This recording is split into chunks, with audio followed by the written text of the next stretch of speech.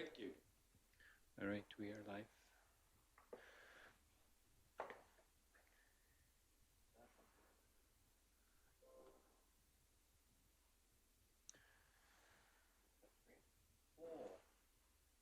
Wednesday at 10?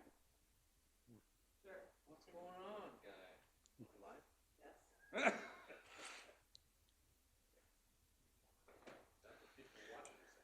All right, we'll call the meeting to order. It's our regular council meeting for January 24th. We'll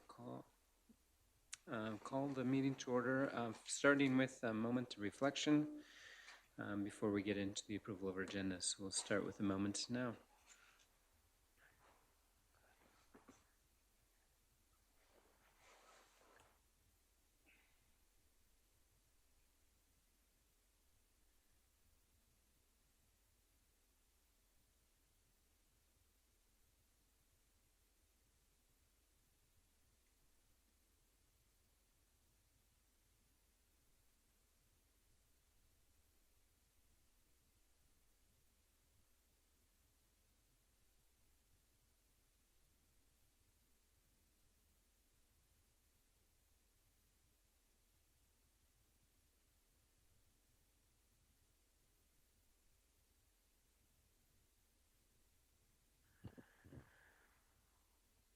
All right, thank you.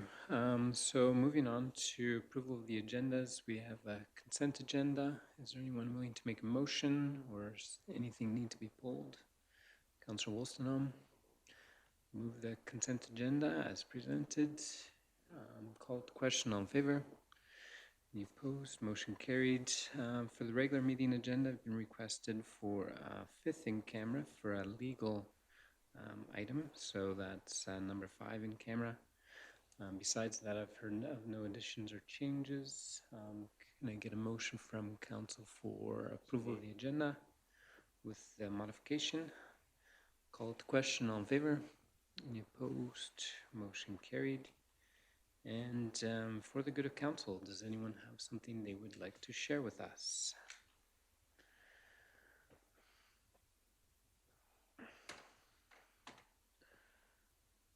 Councilor Dressler.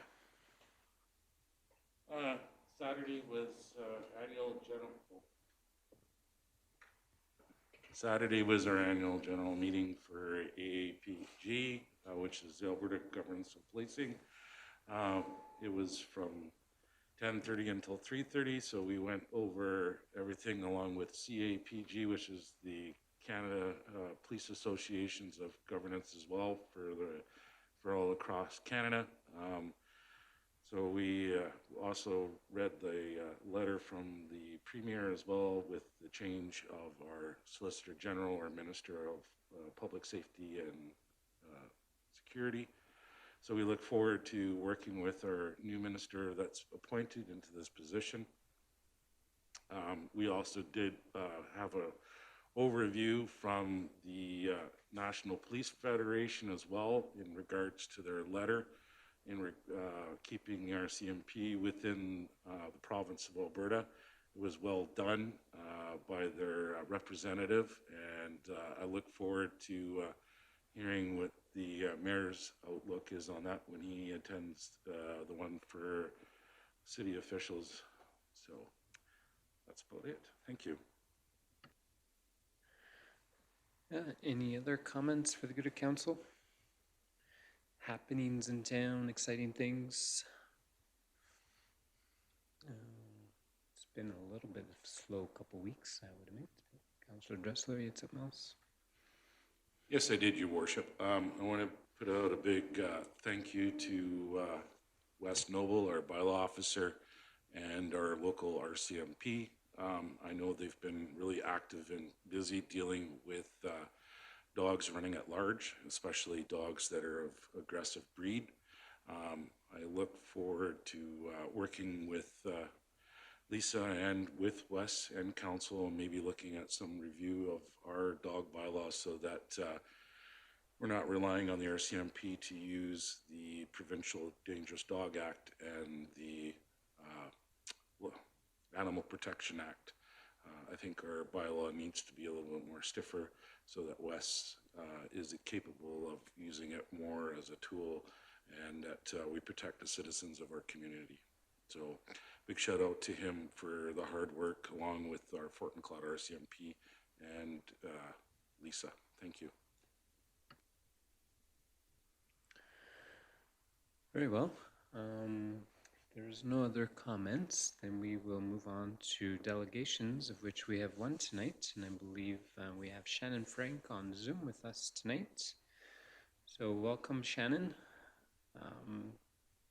We look forward to hearing from you.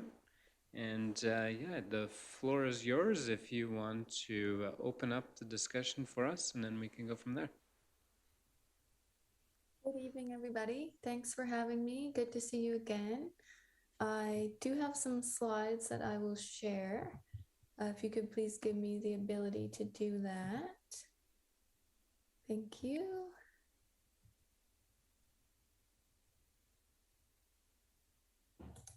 Oh, okay. All right.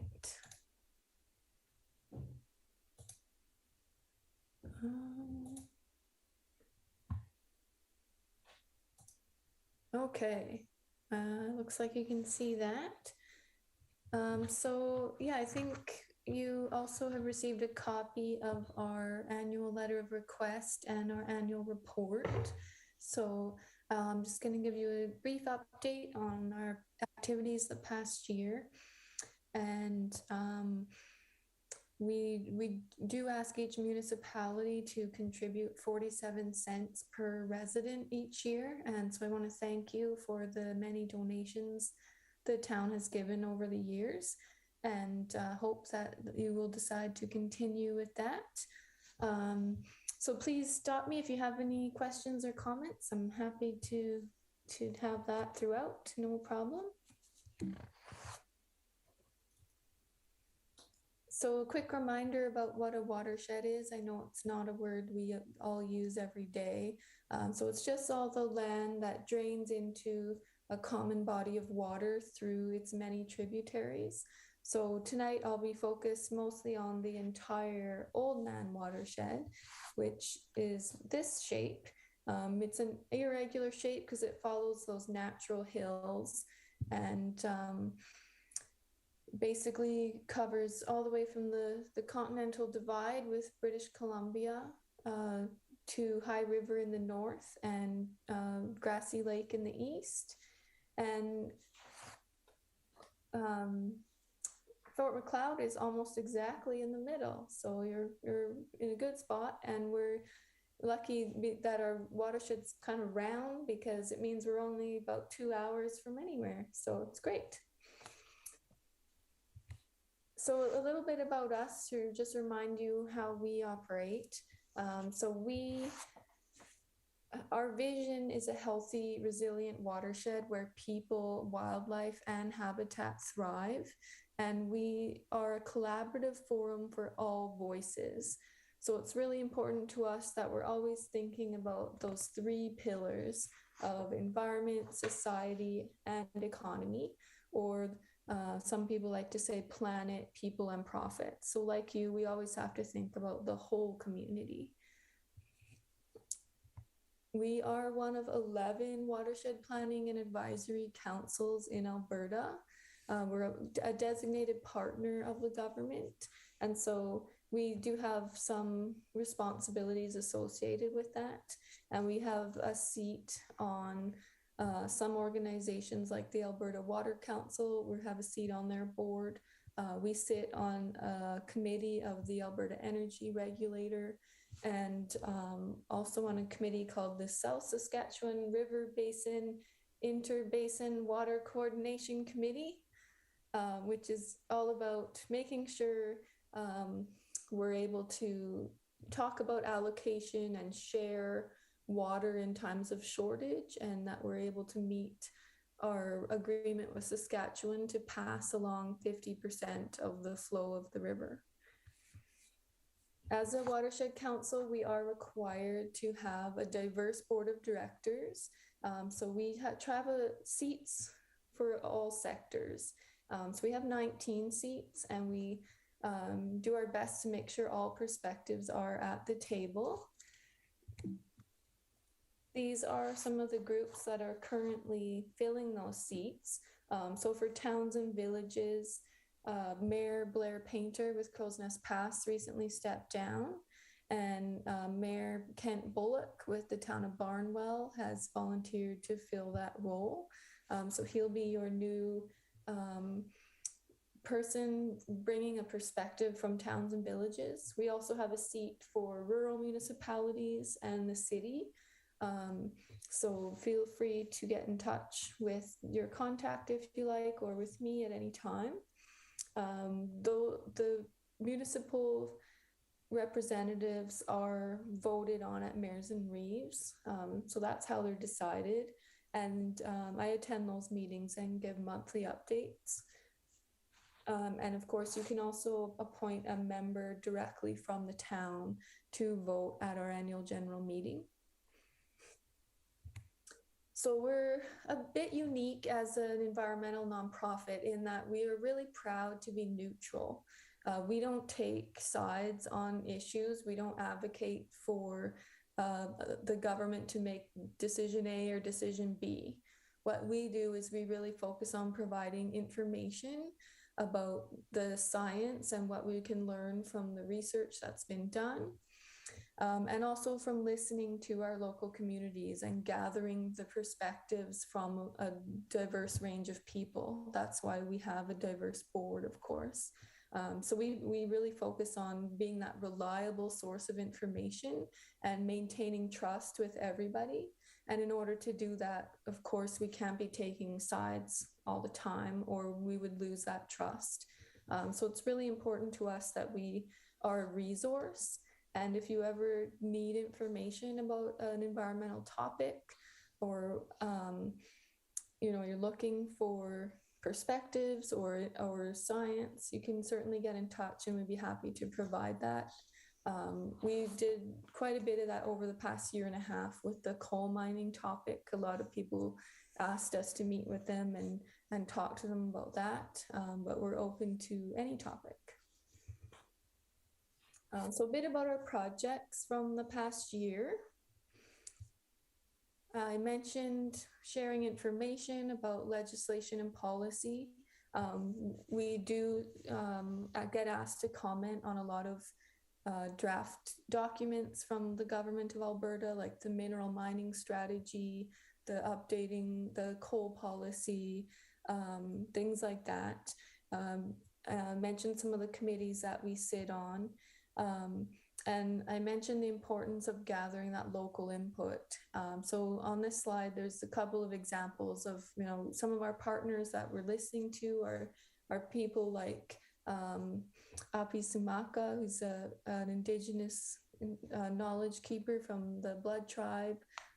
We're listening to irrigation farmers like Kyle Gao on the right. And making sure that we're not just focusing on the science, but also those local perspectives. Because after all, watershed councils are supposed to be a voice to government. So that we gather those voices from a broad range of sectors. One of our biggest on the ground projects is in the Headwaters, the mountains. So we have a big focus out there on talking to recreationists directly. We go literally campsite to campsite. We set up information stations at bathrooms and events where there's lots of people. And we talk to them about staying on designated trails, using bridges, not driving through creeks, putting out their fires, not spreading weeds, picking up garbage, that sort of thing, to make sure that everyone's, doing the best that they can when they're out there. Because we have had challenges in the past, and there is some continuing challenges with too many undesignated trails being used that go right through the water. We found that signs are very effective, and that talking to people one-on-one is very effective.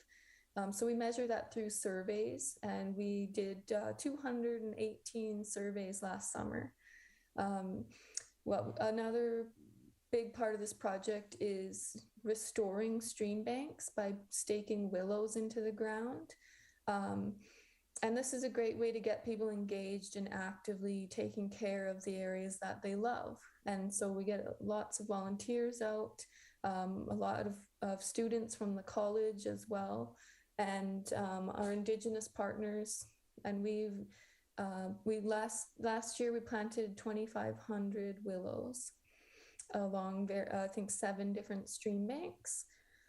And then we also monitor the creeks and the stream banks to see if the restoration is actually working. So this picture is an example of our training that we did, where we actually learned how to do this properly. We had 8 folks trained from the Blood Tribe Land Management, as well as 6 of our staff. We had 4 summer students and a couple of our permanent staff trained. So now we are able to take benthic invertebrate samples. Those are the bugs that live in the creek. We take a lot of other information, including a water sample, to assess how healthy these creeks are. And we'll be sharing those results this spring. Another project that's been going on for over 10 years is the Watershed Legacy Program. So this is open for applications. It's a small grant program set up to support people who want to do something on the ground. Most of our applications come from landowners and agricultural producers who want to fence out a creek or put in an off-stream watering system to attract cattle away from water. And so we do support a lot of that. And we've done 50 kilometers of fencing, 27 off-stream watering systems, removing over 9,000 animals from the water. And actually we found this summer with the drought that was really beneficial, because some of the only grazing pastures left were those riparian zones along creeks. They still had some, growth when everything else was eaten and dried up. And so they were able to graze those areas and have, food for their animals. Because you can still graze them, just not all the time and not when it's wet. So it was really beneficial for the producers. We also fund through this program garbage pickups, weed pulls, things of that nature. And we reached our milestone this year of 70 projects. So it's been going really well. And we encourage anyone to apply that wants to do a kind of a boots on the ground project. We work closely with Blood Tribe Land Management and Piikani Nation Land Management as well. Over the past year and a half, they've done 65 health assessments of their grasslands, their wetlands, their stream banks, and have been doing a lot to improve the land as well. We did 3 willow staking events last fall, and they have a big seed collection and preservation project as well. So they're really doing a lot to improve the health of their land and the water that flows through the First Nations. So we're doing our best to support them, and we work together on quite a few projects. Youth education is something we've always done as well. We really like to get kids outside and do that hands-on learning. We have a whole bunch of activities in bins that people can borrow, or we can do ourselves at events. Learning about aquatic invertebrates. And one of the photos there, they love to see the bugs in the water, and we have these little magnifying glasses so they can see them. They learn about rocks and trees and grasses and all sorts of things. And we also do virtual presentations right now with COVID. So that's always an option too. If people have a group of youth or a school, we're happy to come in and do activities or presentations. We have a new project that's just getting underway called Uniting Rural Producers and Urban Consumers. And this one's all about addressing concerns and questions about food and where does food come from, how is it grown, is it environmentally friendly. We have a lot of questions, and from mostly urban folks who haven't had the experience on the farm like a lot of people had in the past.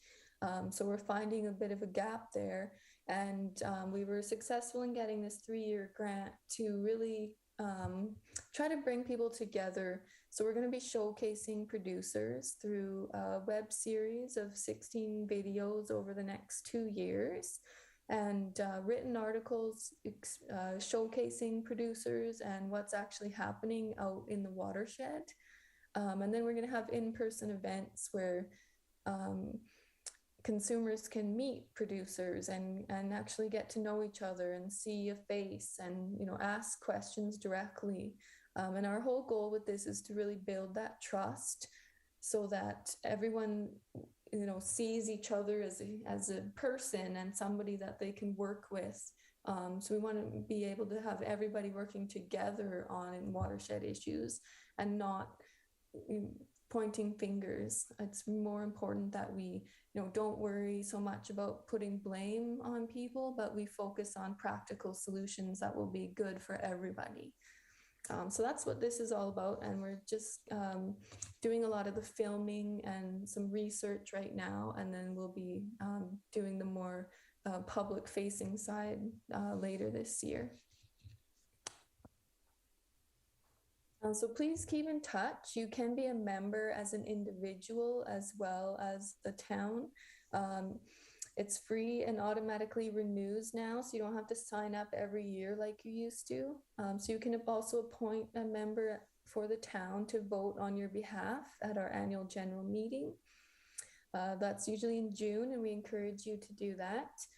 We do have a newsletter, a website, and we're on all the major social media channels. You can check us out there. Otherwise, I'd be happy to take your questions. And excuse me, this is a beautiful picture of where the Old Man meets the Bow River and becomes the South Saskatchewan River.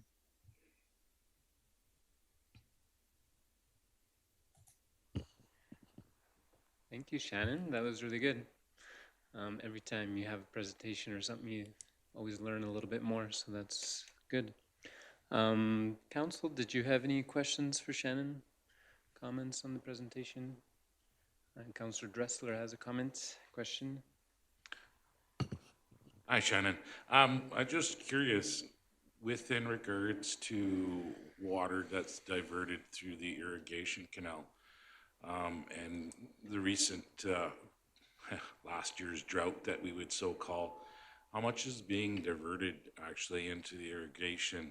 I just, for my own understanding for that, because I know that the river tables were very low. A lot of farmers that rely on the Willow Creek for irrigation as well were concerned because of water tables being low. Is this a kind of a norm, or is this going to be a long-term affection if we don't get the moisture that we're promised for the year? And will this affect the 2022 starting of seeding season and harvest? Yeah, well, it was definitely a dry year, as you know. It was like quite abnormal in that we didn't get really any rain for several months. But certainly irrigation is a factor in those low flows. So the guideline from Alberta Environment and Parks, who manages the water, is that on the Old Man River, they can withdraw 50%. So the Lethbridge Northern Irrigation District main canal is just outside of Fort Macleod, as you know, and that's the only major withdrawal point on the Old Man River. So they divert up to 50%. They have a certain allocation that they can't exceed, and normally they don't use all of it. Like in a lot of years, they probably only withdraw about around 50 to 60% of their allocation, because they don't need all of it because they get rain. I think this year, I don't remember the exact number. I think it was around 80% of their allocation. So it was a lot higher because they needed more water to irrigate because we didn't get the rain. Um, so that's the Old Man. Some of the other rivers in the south, like the St. Mary River, they're allowed to withdraw more. So the rule is that they have to leave around 10%. And it's a little more complicated than that. It's based on fish rule curves, which is this complicated mathematical model. But just to try and keep it simple, that's roughly where we're at. Each river has a different guideline for what they're allowed to withdraw. Thank you very much. I greatly appreciate that answer. Anyone else have some comments, questions? I know I had one with the trails in some of the watershed up, say in the Porkies or whatever. How does one decide where a bridge goes or gets added to avoid trail crossings that are not designated? Good question. So mostly it's really ultimately decided by public lands, environment and parks, who set up the designated trail system. So you have to get approval to put in a bridge, and you have to do all the appropriate background work to do that. But basically, they try to put them in the busiest spots. So where they know that there's a lot of traffic, and especially if there's an endangered fish species like the West Slope cutthroat trout, they'll focus there first. There's lots of places where we could use more bridges. So they're putting them in, and as well, some of the recreation groups get approval to put them in too. But they are quite expensive, so there's not like a whole bunch of them going in every year. It's like one or two or three. Okay, thank you. Councillor Van Hagbos has a question. At the beginning of your presentation, you're speaking to Orsk remaining neutral, and Old Man Watershed remaining neutral, and I'm just wondering, is that always possible when you're technically a steward? That's what we're looking to be, a steward for the watershed.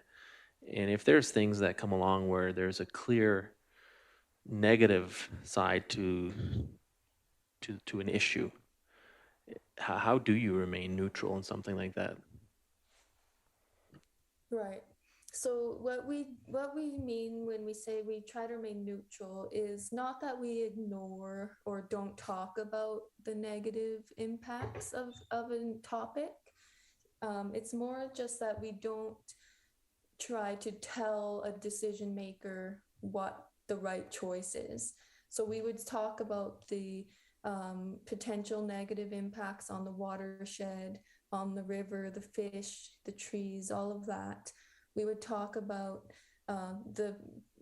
we would also talk about the positive implications, like economic benefits, jobs, because a lot of this information comes right out of government documents and impact assessments done by companies. So it's all there. It's just a matter of communicating it to people in a way that is relevant to them. So we talk about both, and we share that information, and we say, this is what the science is telling us. It's saying that from all the research that's been done, these are the likely impacts. And, we don't sugarcoat that, but we also don't say, therefore you must decide decision A. We give we share the tough information, and then we say to decision makers, this is your job. You are supposed to make this decision in the public interest and on behalf of Albertans. And this is the information you need to have. So yeah, like it can be tough sometimes when people really want us to take a side, but it's also really important that we maintain trust. Otherwise, you know, there's always going to be impacts from everybody. So we can't lose trust by constantly pointing out impacts from everybody and making everybody feel guilty. It's really important that we say, yes, there is impacts and there is potential positive implications, but these are the trade-offs that decision makers have to make. And that's their job. They have to think about those trade-offs, and they make those, and you guys make those decisions too. And that's ultimately what it comes down to, is that trade-off. Thank you. Oh, very good. Anyone else have any comments? Shannon, I think we are good with our questions. We want to thank you for sharing. Is there anything else you would like to close with? No, just thank you for your time. I really appreciate it. And I'm glad the technology works so well. It seemed really good. And that should hopefully be a good tool for you guys in the future. Yeah, thank you. Did administration have any questions? Sorry, no. Okay, we'll definitely be in touch with you if you have any questions, and we'll communicate as council on continuing support for sure. Great, thank you so much. Have a good night. You as well.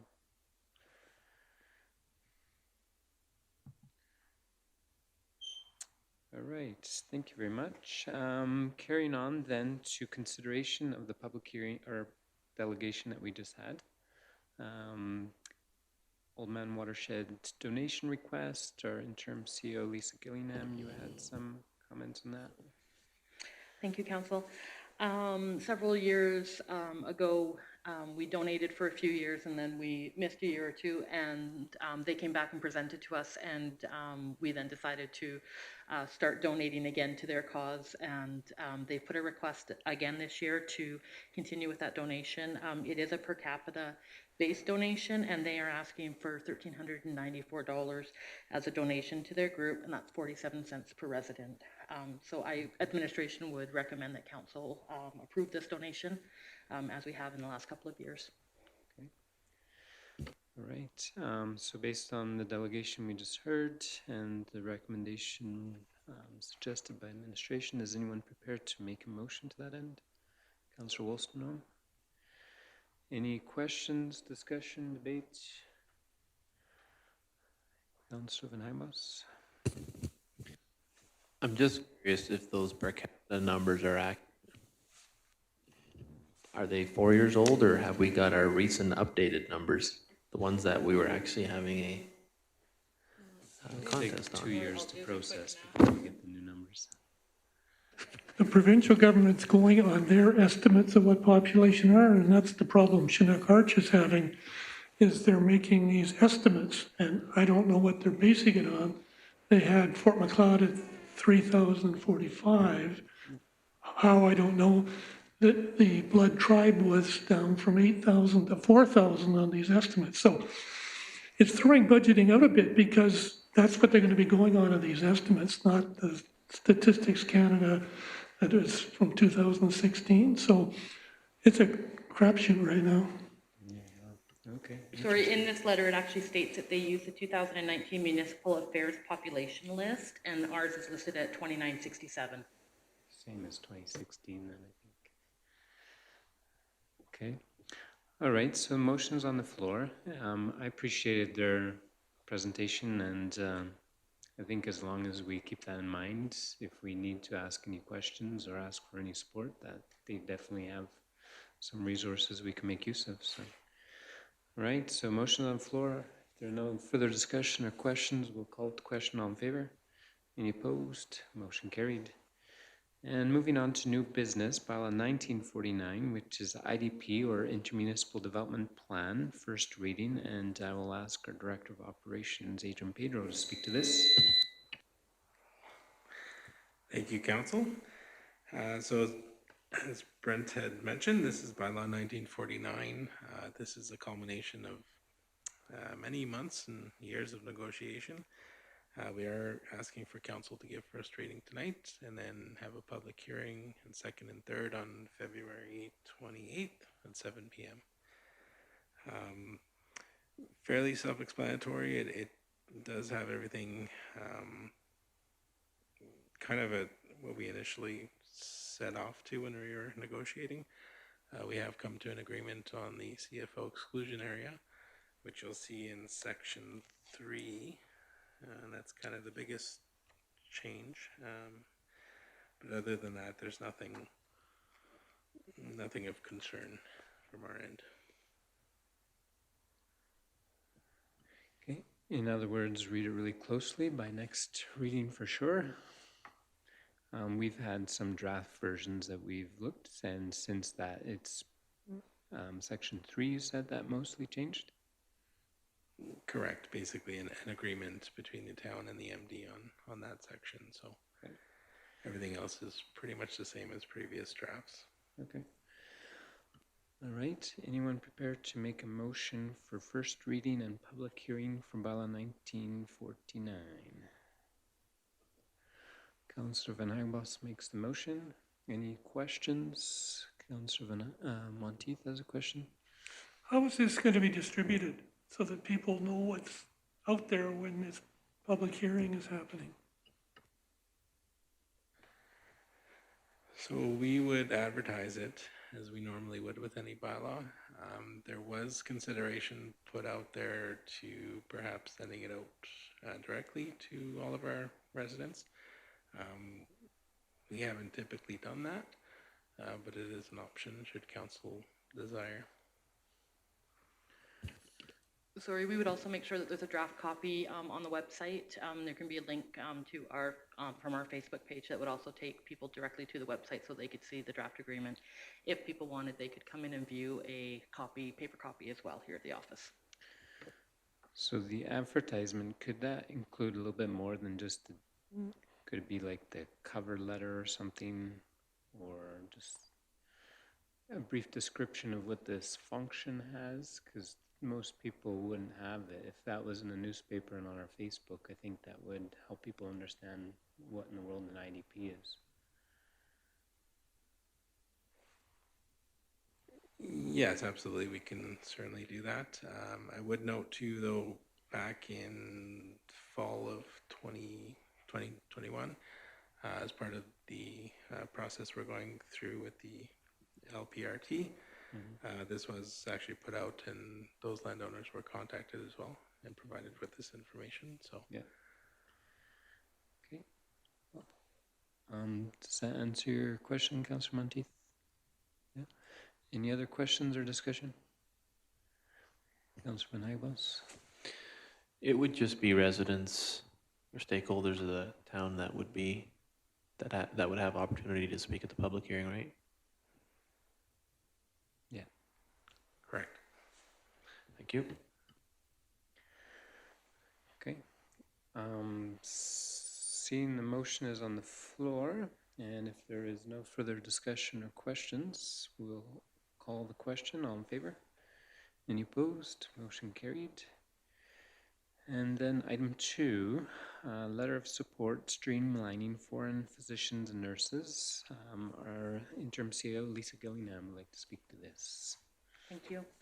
As I'm sure Council is aware, Fort Macleod is not the only rural community, especially that is struggling with rural healthcare. Considering keeping physicians and even nurse practitioners can be a challenge in some of our rural locations. This letter of support could help address that issue and at least bring light to this issue on a federal level, and helping with the requirements that are necessary for any foreign individuals that are moving to Canada and to Alberta to be able to speed up the process of transferring the requirements that allow them to practice medicine in our country and province. Cold Lake initially started this. Crowsnest Pass has forwarded on to us, and administration would like to suggest that we follow a template similar to Crowsnest Pass letter and offer our support. Okay. And administration have we communicated with the hospitals or local healthcare just to understand from their side? Obviously, they would support this, I would assume. I would assume that they would support this, knowing that we've lost another doctor not too long ago, and we're, I believe, scheduled to lose another one shortly here. But we have not technically run out and had that conversation with them. However, I just know of the situation across the province as well. Even if it wasn't in our community, I would still suggest that council support this. Okay, very good. Councillor Monteith? Two things. I'm in support of the letter, but with regard to doctors, I think we need to expand it. I think part of the problem is that the Medical Association doesn't want a whole lot of doctors coming through the system because it just it's a supply and demand issue, but we should be putting more people through university medical program than we are, and it seems to me that's a fairly simple solution for more in the long term than short term. But, you know, I know stories of students that, you know, apply for 3-4 years and then get in, that type of thing. Doesn't make any sense to me. So I think there has to be pressure put on to opening up more seats in the universities and the medical program.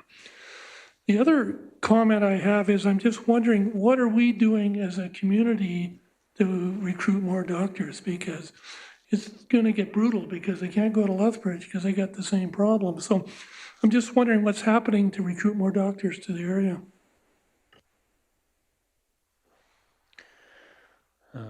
Lisa, did you want to comment? I know we got an email today from the rural, I can't remember what the title, Rural Health, Julie Davis, Rural RPAP. Rural Community Consultant for the Rural Health Professions Action Plan. So they are actively working. They've passed on, I think I've forwarded most of those emails on for the status of new locums that have been located in town of Fort Macleod. So to the best of my knowledge, they've been able to cover Fort Macleod really well, considering our situation. But I would agree that there's not really a designated group or focus in Fort Macleod to actively work on promoting our community for permanent doctors or locums even. So something that I think needs to be addressed, but Lisa, did you have some comments? Sure. I was approached, I would say, early fall from somebody who used to sit on a committee that the town did have about recruitment of physicians, and asked if there was a possibility of starting that up. And there's a little bit of a long list that have to be on that committee, including Alberta Health Services involvement and Alberta Health as well. So I'm not entirely sure how that can start up and what the town's role specifically can be in that. And what we can offer as an incentive to some of these physicians to stay here, to make a home here and practice medicine here. But there was a suggestion that be kind of started up again, and it is on my list of possible suggestions for the new CAO. So he's excited to take on some things, and I think this would be a good one to look into. Yeah, absolutely. All right. Anyone prepared to make a motion regarding this proposed letter that we would draft and send? Negative? I'll make the motion. Okay. But are we supposed to deal with them in two separate motions? The nurses and the doctors? I think there's 2 different requirements. I do believe that there is 2 different requirements for each set of, and so they do want them to come into 2 separate, one for the immigrant nurses and then one for the foreign physicians. So Yeah, we should I'm just wondering if you probably- need two different motions or if it can be in the same motion. I think it to can be the write- same motion, but we'll Yeah. just do two separate letters for each. Yeah. So I'll make a motion to write the two letters from council in support of streamlining our procedures for medical professionals. Very good. Councillor Edwards, any questions or discussion on the motion? Is that all you need in the motion for now, Lisa? Yes, and if Councillor Monteith is okay, I will add, because this is going to the federal government as well, about the education piece, and that we could increase applicant opportunities that way as well. Does it get CC to provincial as well? I'll do provincial, we'll do the Alberta municipalities as well as everybody that was on this list, and then federally as well. Yeah, MLA, MPs, Yeah. whatever. Okay. Correct. Very well. So motions on the floor, and if there are no further discussion, we'll call it the question. All in favor? Any opposed? Motion carried. All right, moving along then to committee reports, which we have none. Our next agenda item is in camera, so we will request a motion to go in camera for our 5 in-camera items: 1 land, 1 personnel, 2 intergovernmental relations, and 1 legal. Councillor Edwards makes the motion. Call to question. All in favor? Any opposed? Motion carried. The public meeting is adjourned. Thank you.